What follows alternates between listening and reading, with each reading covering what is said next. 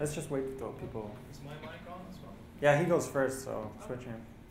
So let's start. Welcome. This session is about infinite lists in Cascades. My name is Per Kjellberg, so Per, like a pair of aces, if you're wondering. It's a Swedish name, so I'm from the Swedish office in Malmö. The image I've used here to represent me is from one of our sample applications called the photo bomber. And that's one thing that I do at BlackBerry, is that I create some of the sample applications for Cascades. And with me here today, I have... Yeah, I'm Daniel Rivera. I work for a company called Macadamian. We're based out of Ottawa in Canada. We're a service company, and we create apps for people and for companies. Yeah, my picture, Per here said, oh, we all put a picture of us with the Photo Bomber app, so you should do the same. Okay, and I did it. And if you want that app, it's on the sample site. And what it does is you take a picture of yourself, and it puts a random animal or face or something on it. And that, like, I got the bird too. It was the best one. The other ones would put a cow on my face, and I was like, no, I'm not taking that one. So yeah, that's the story behind the picture. Right. So why infinite, and what do we mean by infinite lists? The whole problem that we're going to discuss today is, I have an example here showing the Twitter profile of Research in Motion. And Twitter is connected via network. You download data, and you can't download all the data, then you will get a lot of data. So what you do is that you download chunks. You connect to the network, and when you get to the end of the list, you make sure to request more data, and then you fill up as you go. And this is the problem that we're going to address today. Yeah, and it's not limited to Twitter, right? There's all sorts of applications that do this. More and more what we're seeing is things about big data, and there's tons of data out there, and all our mobile devices need to consume that and show that somehow, and obviously you can't show it all in one shot. So, a bit of background on why we decided to make a whole session about this. It seems like a simple problem. Question to the audience, have any of you ever tried to implement this solution to this problem? Yeah, did you have fun? It's, you know, in short, it's really harder than you think. It seems simple, but there's a lot of things to think about. There's like edge cases and error scenarios and managing how much data you're getting, and is there a maximum, all sorts of things like that. And it'll seem simple after we've gone through the presentation, but I mean, this still takes a few days to implement at least. And the reason this was my idea, I submitted this to BlackBerry for a jam session, was that I was working on a few apps at work, and the customers asked us to implement it on all the lists of a project. And having it, you know, done it before, I knew that the very first thing I had to do was to figure out how to detect when the end of the list is reached, like the list view itself. And at the time, this was about 2 months ago, before the release, there is that event that fires when you scroll all the way to the end. That wasn't there before. So there was a bit of wizardry involved in detecting the end of the list. But now they fixed that. They added that event, that signal, and like it kind of invalidated our session. But in the end, we found that, like we discussed, and it was still a worthy subject because there is tons of things to consider, and I think we'll hopefully be able to help you out if you you know, to teach you how to do it. And yeah, it's still a worthy topic. So the agenda of today is like we have created a sample app and a server, so we can create this scenario where you actually download from a server, and we will rebuild this step by step, adding piece by piece. So we start with like an overview of list views, and then how to add a model, how to access the network data, how to add more data, what to do when something goes wrong. And then there are some few edge cases that we take care of as well. that's it. Yeah, that's it. Next. So we start with a little demo of the sample application that forms the basis of our presentation here. And there is a sample application for Cascades called the Weather Guesser. We modeled that and made it into a historical data instead. So we have a server delivering historical data. You should open the last one, I think, to see. Oh yeah, okay. So we have this is the completed project. So what you're seeing is these items, the data for them are grabbed from a server, and when you get to the end, it loads more, right? And we can also browse for other cities. What we were seeing is our home city. We set London as the home city. I'm not from London, in case you didn't guess. So you can, I'm from Ottawa. Look at the weather in Ottawa. By the way, the data is not real.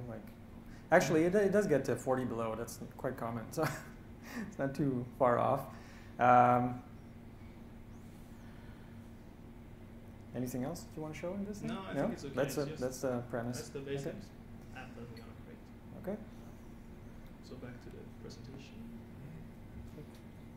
Oh, yeah. So the first thing that you need to do is you had to add a list. So you need to start with something. And the list view, in this case, we use QML to create it. So to populate the list with something, you need a model. So you need data for your list, or else nothing will be shown. And what happens is when you connect the model to the list view, it wants to create items. And if you don't specify anything, it will create standard list items for you and try to populate them. But to get this nice looking images that we have here, you need to set up list item components. So list item components are kind of templates for different types of item. And for different types, you can have different visual look of your items. So the model will tell the list, which list item component it needs, and it will be delivered to the list view and populated with data from the model. So the first step that I'm going to show you now is just how to do that in XML. So I have QNX running here.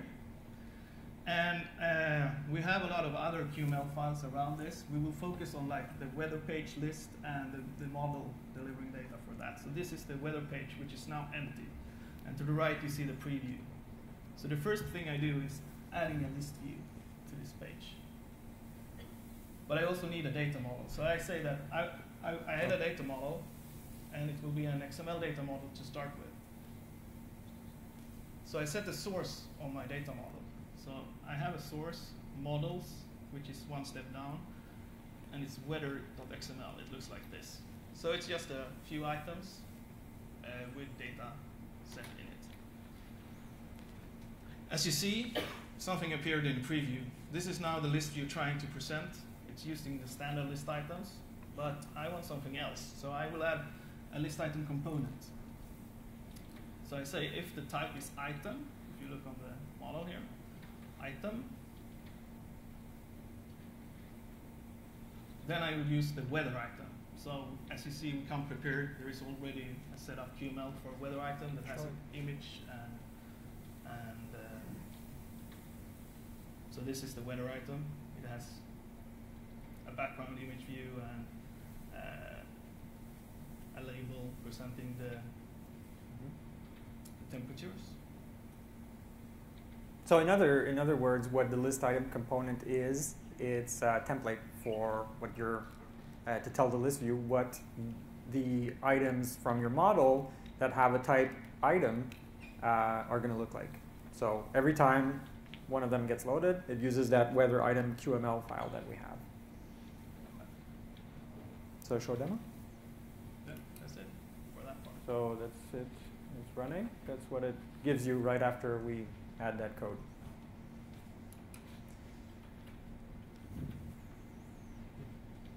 But we don't get very far with XML model in this case. That's mostly for prototyping the list view, the first step that we do, making sure that we get a good-looking list item we need to address the data models. Yeah, you might recognize Lieutenant Data here. He's Commander Data. Commander Data. Sorry. Right, so he's the data model here.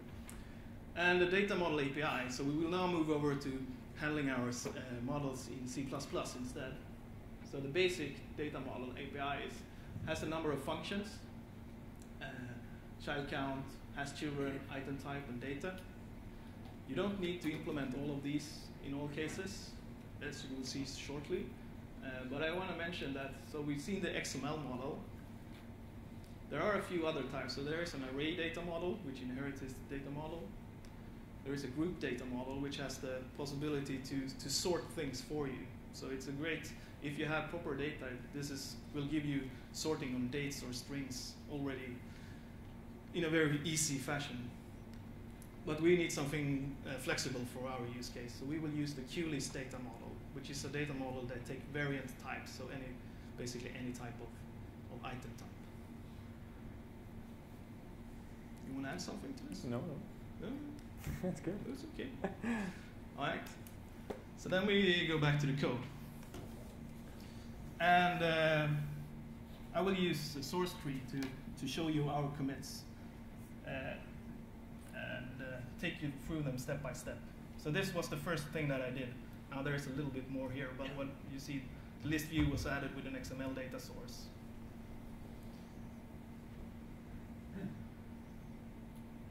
And then we add a QList data model.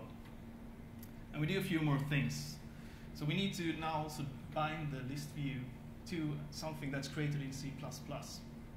So I expose the data model of the weather list here from my weather page to main.qml.